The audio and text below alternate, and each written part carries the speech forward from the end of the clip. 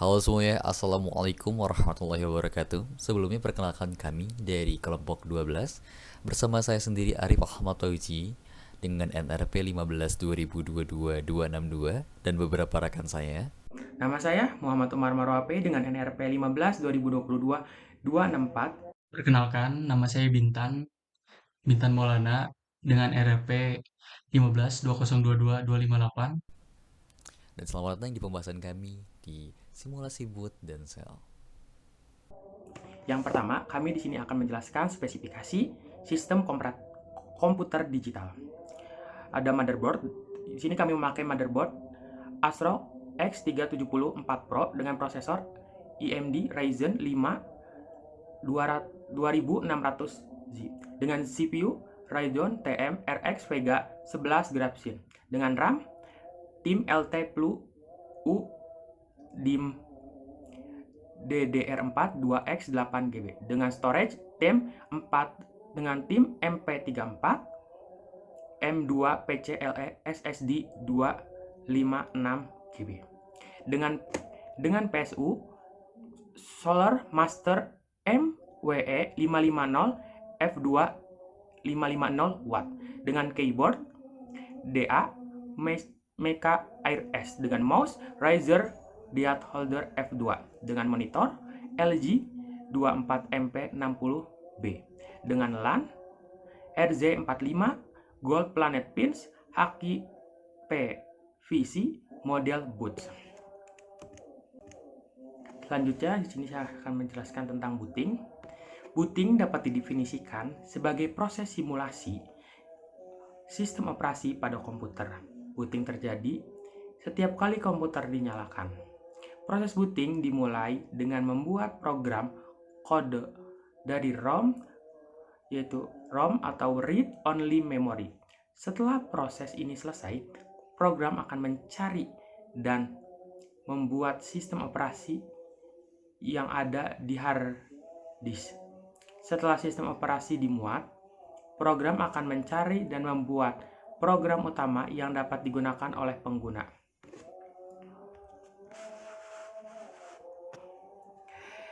Setelah proses booting selesai, sistem operasi siap untuk digunakan. Pengguna dapat memulai menjalankan program dan mengakses data yang tersimpan di komputer. Sistem operasi juga dapat membuat program pelengkap yang memerlukan untuk beroperasi. Tahapan pada booting, yang pertama itu ada post power all self test. Pada tahap ini, sistem akan mengecek semua komponen untuk memastikan bahwa mereka berfungsi dengan benar. Yang kedua ada bootloader. Bootloader sendiri adalah perangkat lunak yang bertanggung jawab untuk membuat sistem operasi ini, mencari sistem operasi yang terpasang dan memuatnya ke dalam memori. Yang ketiga yaitu ada inisialisasi. Pada tahap ini, sistem operasi akan membuat driver mengkonfigurasi setting jaringan, melakukan pembersihan yang lakukan dan mempersiapkan kondisi untuk menjalankan aplikasi yang akan diperlukan pada sistem. Setelah tahap ini selesai, sistem akan siap untuk digunakan.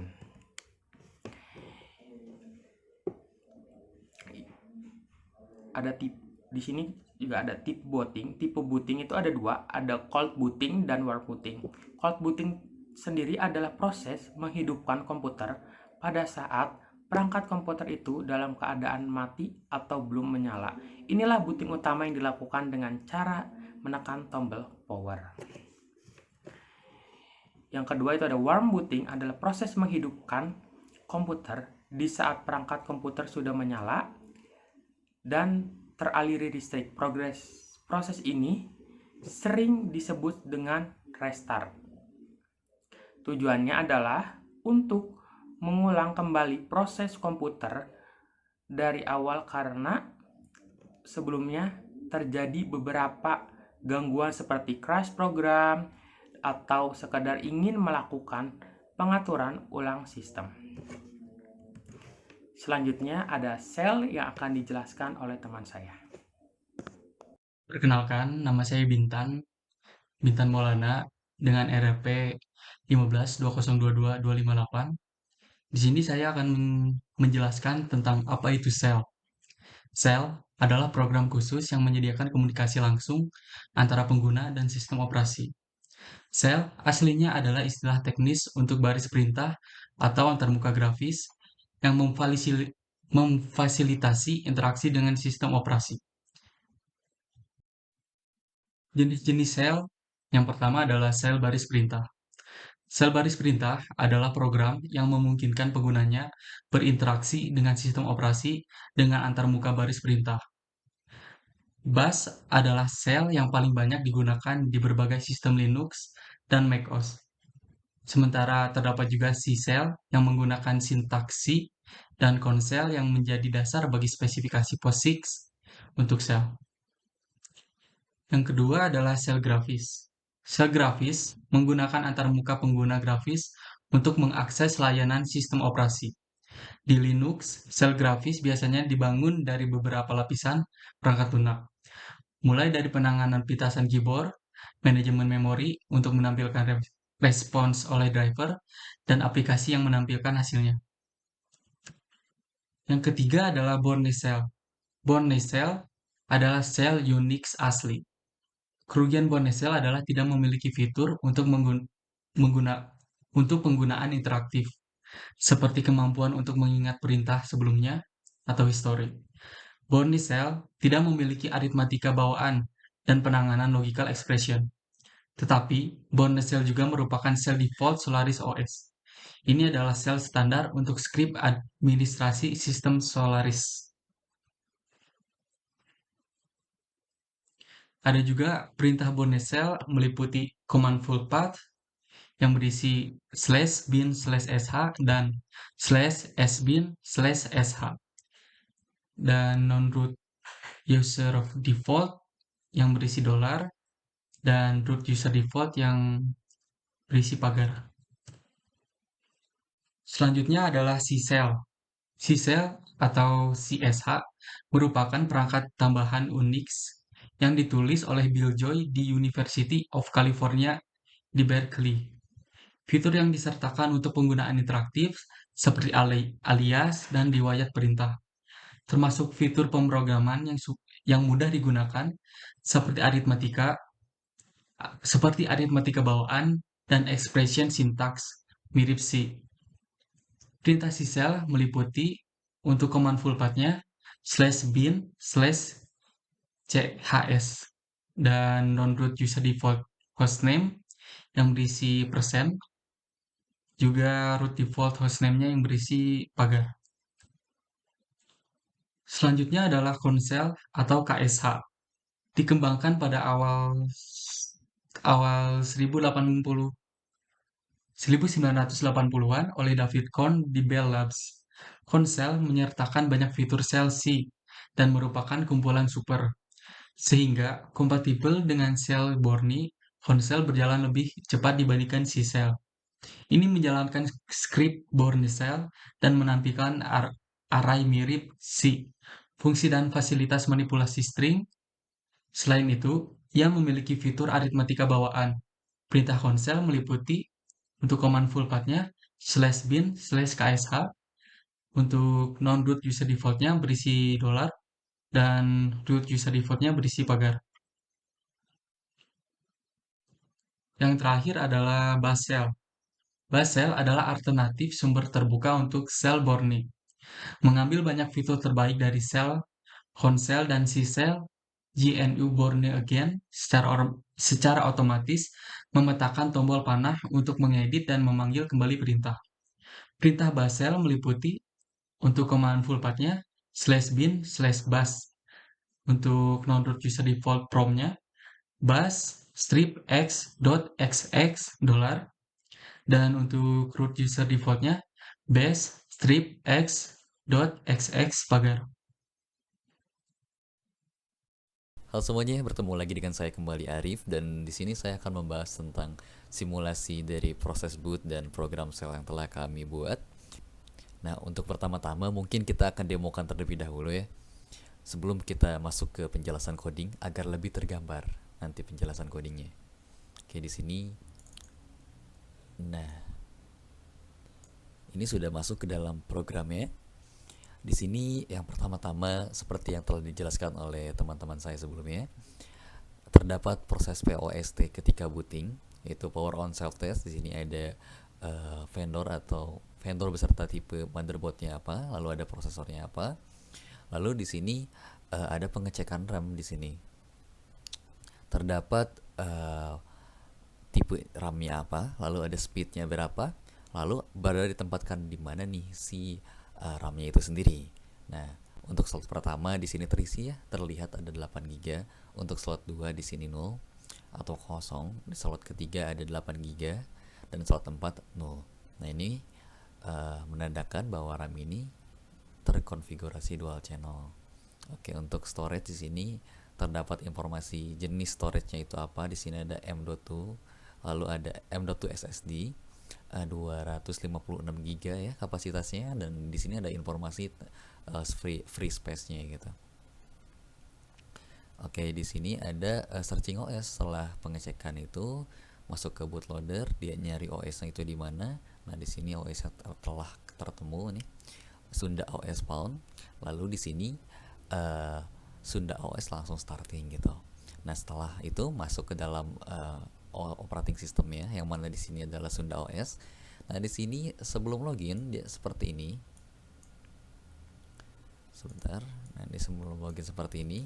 Nah, di sini kita bisa type help ya, agar tahu nih apa aja komen yang ada di sistem operasi kita. Nah, di sini terdapat beberapa komen, yaitu login yang bisa dilakukan ya mestinya sebelum login ya. Setelah after login kita dapat melihat specs, lalu ada clear untuk clear screen, ada cd-dir, change directory, ada mkdir atau make directory, lalu ada remove dir, ada make file, remove file, datetime, lalu ada set datetime, cd atau change directory ya, dan ls atau untuk melihat semua file dan directories. Nah, sebelumnya mohon maaf, kami akan beritahu terlebih dahulu bahwa kami ini referensinya dari Linux, sistem operasi kami ini, lebih tepatnya menggunakan distro Ubuntu untuk Linuxnya itu. Oke, kita akan demokan saja. Kita akan login terlebih dahulu. Nah, di sini username-nya adalah Sunda, lalu passwordnya ada ASD seperti ini. Nah, ini udah masuk ke dalam OS-nya nih. Ditandakan dengan apa? Ditandakan dengan sudah ada usernya di sini. Nah, kalau misalnya tadi yang waktu idle tuh, yang masih idle itu seperti ini, hanya $, saja. Oke, kita akan masuk ya. Kita akan coba untuk specs-nya terlebih dahulu. Kita ingin lihat nih apa aja nih specs-nya. Ini ada beberapa ya, ada motherboard, prosesor, storage, RAM, dan lain-lain yang ada di layar tentunya. Oke, selanjutnya kita clear terlebih dahulu karena ada clear ya, biar lebih clean aja layarnya. Nah, selanjutnya di sini kita akan coba health lagi. Lalu kita akan coba membuat file lagi deh ya. Make dir. Sebelumnya kita ls dulu nih supaya ketahuan telah terbuat atau tidak nih. Oke, di sini hanya ada dokumen, download, musik, picture, sama videos. Ini ada di home ya. Oke, kita akan coba buat satu file baru. Folder baru dengan mkdir ya, mkdir. Sini spasi, kita akan coba buatnya tes aja mungkin. Nah, kita ls lagi. Nah, itu udah ada ya tesnya. Nah, sekarang kita akan coba hapus. Kalau hapus tuh mrdir. Nama foldernya apa? Tapi kalau folder harus pakai slash ya. Nah, ini coba tes, kita ls lagi. Nah, ini udah terhapus ya. Kita akan coba kita akan ke change directory. Kita coba masuk ke dalam documents. Nah, seperti ini. Kita akan ls. Nah, ini udah masuk ke dalam dokumen ya. Kita akan coba make file, mk file seperti ini. Lalu nama filenya di sini kan kita akan coba test.txt. Nah, kita akan remove sekarang. Sebelum remove kita lihat dulu apakah sudah ada. Nah, ini sudah ada ya. Kita akan remove yang tadi kita buat, mr file. Di sini nama filenya. Nah, seperti ini. Boom. Ini kita coba ls. Nah, ini udah nggak ada. Untuk pergi ke directory sebelumnya kita bisa seperti ini. Nih sudah masuk ke dalam directory yang home. Lalu untuk kita akan coba di sini karena mungkin kita clear dulu aja. Kita help lagi, kita akan coba yang date time ya. Ini untuk lihat tanggal dan waktu. Ini udah ada. Lalu kita akan coba set date time ya. Kita akan coba ya. Set time seperti ini. Ini ada dua pilihan nih. Kita bisa set manually atau dia di set oleh data terbaru. Gitu. Kita akan coba manual terlebih dahulu ya. Nah, ini ada formatnya nih 2023 misal 12 ya. Satu aja deh, 01 lalu hoursnya time ya. Seperti ini aja untuk tes. Nah, ini ada dataset updated, ini udah terupdate. Kita akan coba ya apakah benar sudah terupdate atau belum gitu. Ya, date time. Nah, ini udah sama dengan yang tadi ya. Nah, sekarang gimana kalau kita coba setnya otomatis itu? Itu bisa. Ini kita set date. Lalu di sini time seperti tadi ya. Nah, di sini do you want to set the manually, itu kita pijat no aja, pilih yang no, dan ya set date set updated ya. Oke, kita akan coba kita cek apakah benar telah terupdate. Nah, benar ya, sudah terupdate. Oke, sekarang mungkin ini udah semua ya. Kita akan coba exit aja. Nah, ini udah ada see you later. Kita akan exit lagi, kita keluar ke aplikasinya. Tadi yang exit pertama itu untuk logout, exit yang kedua setelah di sebelum login ya, tampil atau idle-nya itu kalau untuk keluar dari aplikasi. Oke, kita akan lanjut membahas codingnya ya. Kita akan bahas yang penting-pentingnya saja mungkin, biar durasinya tidak terlalu panjang. Saya akan bahas secara keseluruhan. Oke, di sini kami menggunakan beberapa variabel di atas untuk initialisasi ya. Untuk library kami hanya menggunakan dua saja. Di sini ada date time sama time. Lalu ini untuk comment data kita simpan dalam objek, atau di Python itu disebutnya dictionary. Di sini ada key dari dictionary itu sendiri. Di sini ada key-nya ini berisi string setiap key-nya. Oke, selanjutnya ini sama dengan yang tadi ya. Lalu ada help juga, ini sama seperti yang tadi di atas yang setelah saya jelaskan. Namun di sini tipe datanya kita pakai array untuk yang help supaya bisa diulang ya di sini nanti buat ngeprint helpnya per index gitu. Oke, selanjutnya ini juga sama nih, ada temperatur. Oh iya, temperatur tadi belum dicoba. Kita coba dulu aja sekalian ya.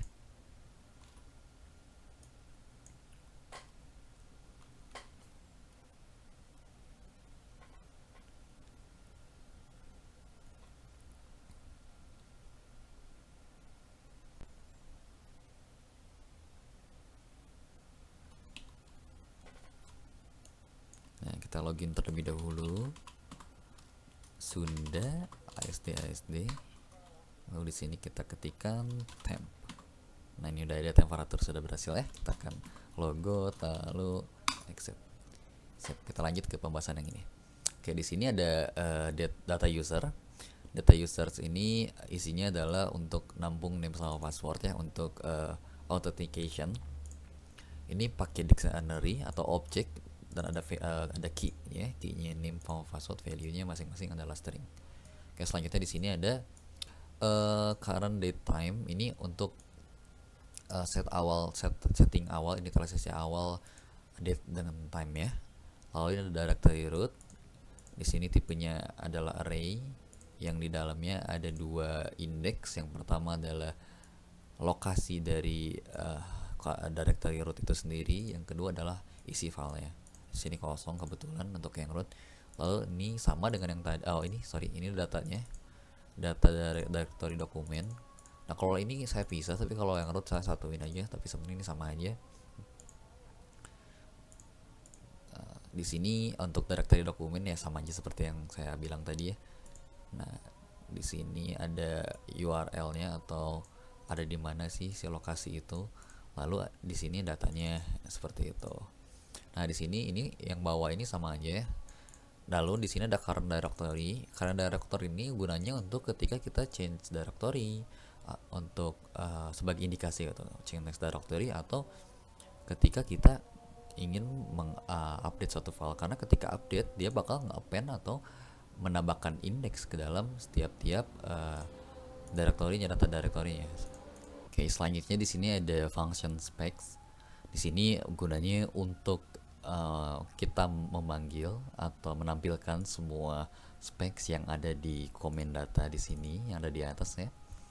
Lalu key-nya kita ambil dari specs, lalu dari masing-masing tiap key-nya di dalam sub-nya itu sendiri. Ada motherboard, prosesor dan lain-lain. Oke, lalu ada directory. Di sini ada directory ini untuk yang pertama kita lihat di sini ada ketika si komennya itu ada satu parameter, ketika komennya cd dia akan current directory-nya, kalau misalnya lagi di halaman home berarti pergi ke root dan segala macam seperti itu, dokumen ke halaman home, download ke home dan lain-lain sebagai macamnya ya. Ketika ada di root berarti dia you are in a root directory. Kami bikin seperti itu.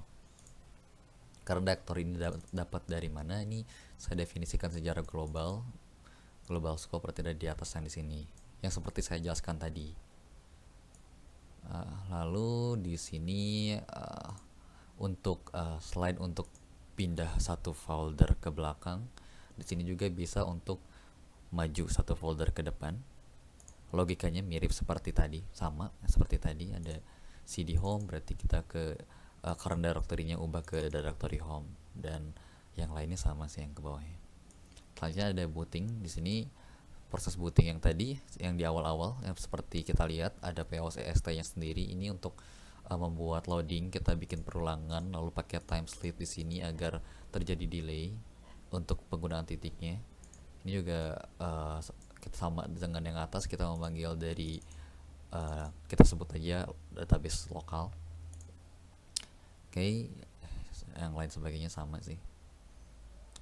Ini untuk clear screen. Nah, untuk clear screen sendiri karena Bapak bilang tidak boleh menggunakan library OS, jadi kami untuk mengatasi hal tersebut kita memakai backslash n. Ini gunanya untuk membuat baris baru, jadi kami kali 100, jadi ada 100 baris baru, jadi seakan-akan screennya itu clear gitu, seperti yang tadi telah kita demokan juga ya di awal. Lalu ada make directory atau mkdir. Di sini terdapat komen juga parameternya. Nah, ini mirip dengan yang tadi ya.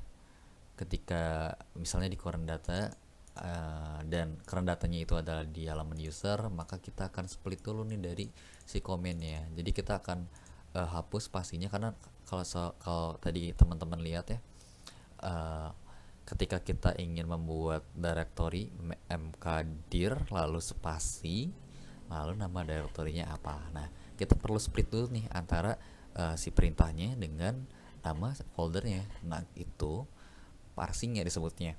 Nah, untuk untuk parsing di Python sendiri kita memakai command split. Kita split stringnya. Splitnya dari mana nih? Dari indikator spasi ini. Nah, lalu directory name-nya kita ambil indeks pertamanya dari hasil si result itu, yang mana itu adalah nama foldernya itu sendiri. Nah, selanjutnya kita masukkan ke dalam list. Nah, directory home untuk array pertamanya ini, untuk directory name-nya yang tadi telah kita masukkan seperti itu. Ini sama ya untuk yang ke bawahnya. Untuk makefile juga sama ya. Nah, makefile ini bedanya nanti di bawah itu ada. Ketika kalau misalnya make directory itu tidak perlu titik ya, atau tidak perlu extension ya. Nah, kalau misalnya makefile itu perlu ya, tapi itu nanti saya akan jelaskan di bawah setelah ini.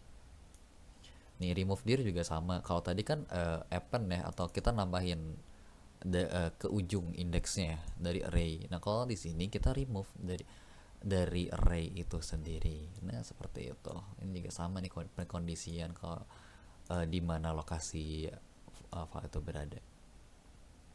Oh sorry, ini remove dir ya. Nah, remove file juga demikian sama. Untuk run command array di sini kita ini gunanya untuk melakukan perulangan untuk menampilkan setiap indeks dari komen ya. Komennya tergantung nanti yang apa kita masukkan. Nah, ini ada get current date time. Di sini kita ambil dari variabel global yang di atas ya, yang telah diinisialisasikan awal. Nah, selanjutnya ada set di sini seperti yang teman-teman lihat tadi. Di sini kita ada dua tipe ya untuk set date sama time. Di sini ada yang manual nih. Kalau manual kita inputin si date-nya manual, ini perintahnya. Dan untuk yang tidak manual atau otomatis itu kita panggil seperti ini aja. Kita panggil ini adalah metode yang dari functionnya dari modul library-nya datetime itu sendiri. Oke, ini kalau misalnya ada error ya, kita kasih invalid datetime. Kita catch errornya itu supaya kalau misalnya ada error internal ya tidak close programnya gitu. Kita kasih pesan aja kalau invalid date format gitu. Selanjutnya ada function app di sini. Sebentar, kursor saya ketutupan kamera. Nah, di sini ada function app ya. Nah, function app ini adalah function ketika setelah login. Nah, di sini dia bakal melakukan perulangan terus nih, ngecek nih komennya apa, yang kita ketikin tuh apa. Ini ada exit, spec, help, or comment time ya, karena help sama time ini kan run comment array isinya ya. Kita print hasil arraynya, lalu ini change directory. Nah, ini yang dimasukin tadi ke dalam argumen atau parameternya. Nah, ini juga seperti yang tadi saya jelaskan ya, kalau untuk parsingnya kita seleksi, kita hapus ininya, ambil indeks yang ke satunya, seperti itu. Juga sama. Nah, ini nih kalau misalnya make dir juga, selain dari split kita juga melakukan start with, karena kan ini komen ya banyak banget ya, bisa ada CD dan lain-lain. Nah, untuk bedain kalau misalnya make directory gimana, nah itu pakai start with gitu. Jadi apapun string yang diawali dengan mkdir spasi, maka akan melakukan pemanggilan function tadi make directory. Ini juga sama ya, kita panggil functionnya. Nah, ini main ya. Nah, main function kita. Dari semua program itu kita akan membuat rancangannya itu di sini di main. Pertama proses booting dulu, kita panggil function booting, lalu ada welcoming screen-nya, ada help juga. Lalu di sini kita inisialisasi global data user ya, kita untuk ambil data yang telah kita inisialisasi. Di sini kita lakukan perulangan, ini out kalau misalnya buat perulangan di dalam. Nah, di sini kalau kita input ini kondisi ketika idle, ketika di perulangan pertama, ketika aplikasinya jalan, setelah melakukan proses booting seperti tadi, muncul ke sini. Di situ kita bisa ngisi apa aja kan ya, ada 3 sih sebenarnya, ada login, help, sama exit. Nah, kalau misalnya login, masuk ke kondisi login yang ini. Nah, dia akan melakukan pengecekan di sini. Kalau salah dia diharuskan untuk memasukkannya sesuai yang sampai hingga benar. Nah, kalau misalnya udah masuk, dia kalau masuk ke benar gitu datanya, dia masuk ke menjalankan yang app tadi yang saya telah jelaskan di atas ya. Nah, ini juga untuk yang comment help, dia bakal jalanin yang run comment array yang help. Ini sama kayak tadi yang dia. Lalu untuk yang exit, nah karena ini exit, kita break aja programnya hingga program itu ke close seperti tadi. Di sini saya akan jelaskan secara singkat ya tentang flowchartnya. Sebetulnya sama seperti yang telah kita jelaskan tadi ya, flowchartnya dengan penjelasan codingnya, cuman ya di sini diperingkas aja. Ya kayak di sini start yang di fungsi utamanya ada initialisasi komennya apa, set data usersnya segala macam, hingga nanti menjalankan fungsi main. Nah, dari tiap fungsi-fungsi itu kami pecah nih jadi kayak specs nih, soal all data form. Nah, kalau lebih jelasnya kan tadi seperti yang saya jelaskan tadi ya di codingan. Nah, ini juga untuk change directory sama aja sebetulnya dengan apa yang kami jelaskan tentang coding di coding tadi. Ini untuk yang proses booting. Lalu ini ada untuk yang change directory, function directory. Ini ada function make directory.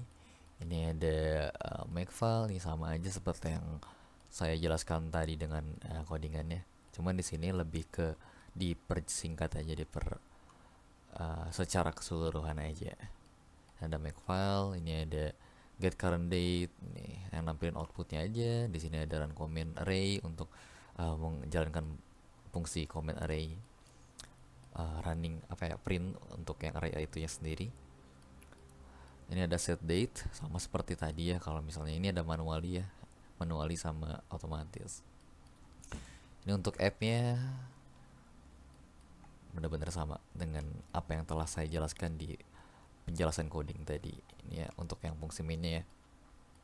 Jadi proses booting, ini ada output welcome to Sunda.os, ada tadi seperti itu ada help tadi juga, outnya proses autentikasi masuk ke dalam sini untuk yang tadi ya masuk ke proses autentikasi.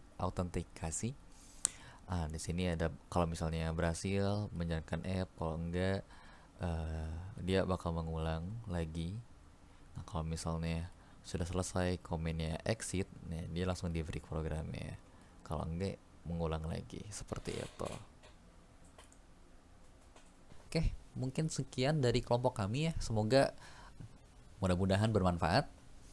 Dan sekian dari kami. Terima kasih.